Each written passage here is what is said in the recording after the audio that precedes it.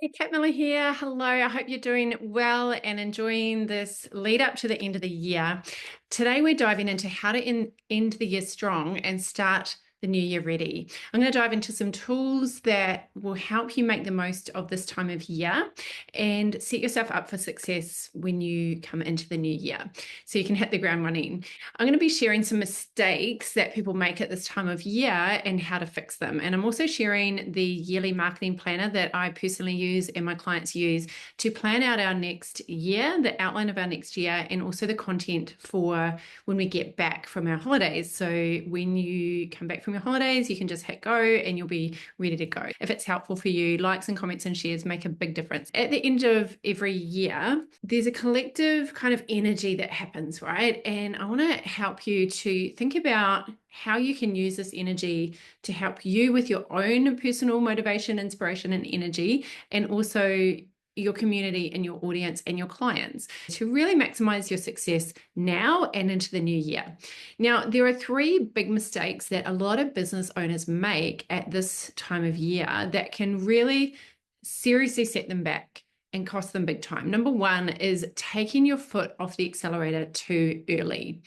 Recently, I've heard business owners saying that they're unsure whether to wind down and wait until next year, look at business growth and focus on marketing. And I get it. I know it's tempting to ease off the accelerator and switch to kind of cruise control as the year starts to wind down. And often people around us are getting into the holiday mode and the festive season and the desire to relax and take it easy and just chill and celebrate. It can be a really strong pull.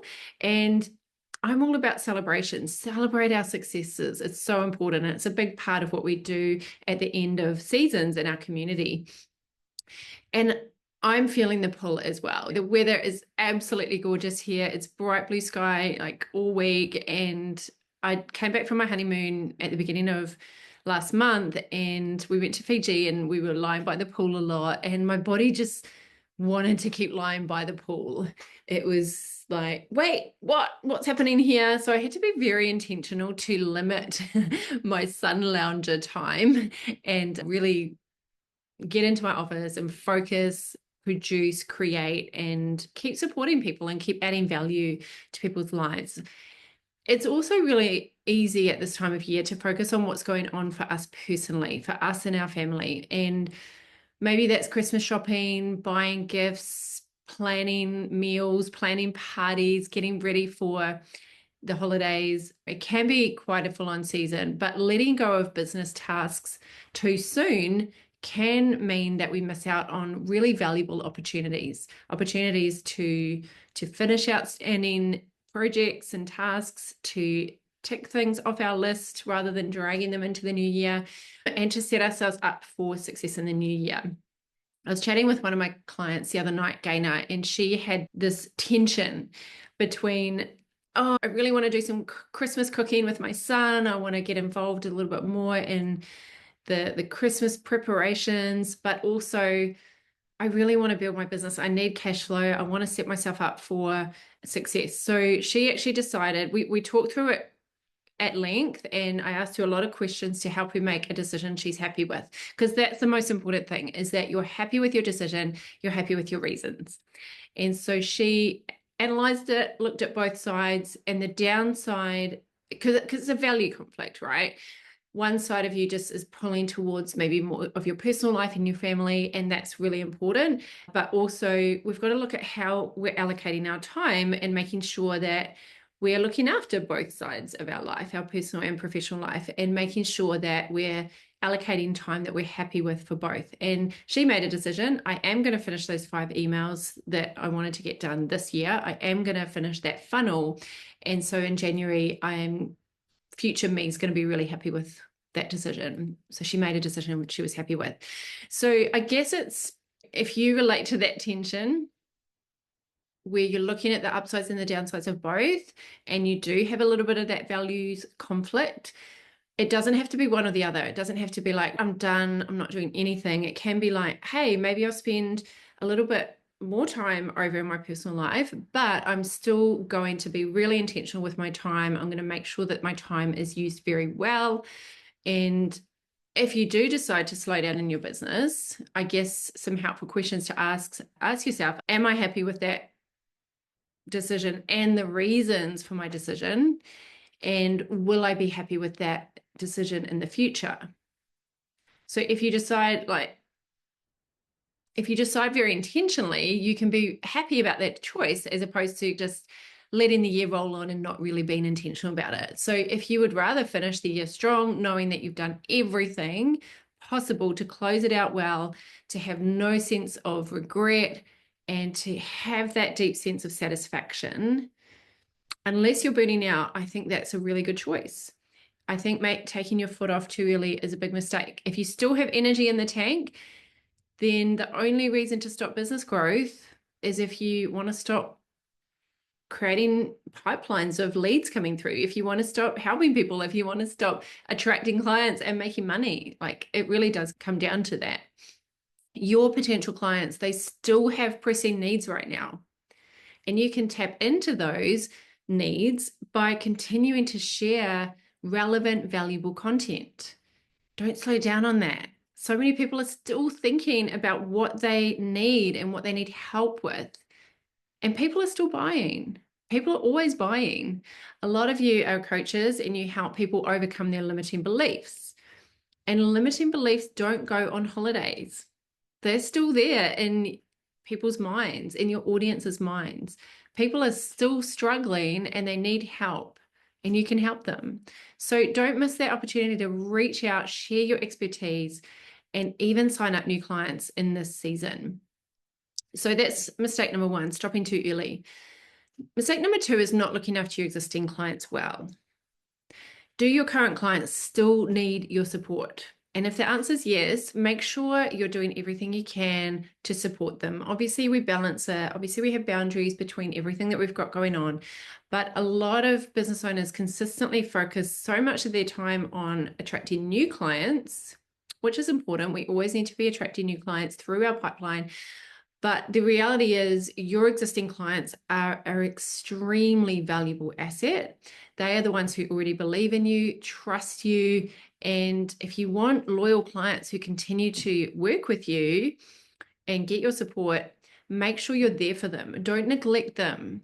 Don't neglect checking in and finding out what they're up to and what they need.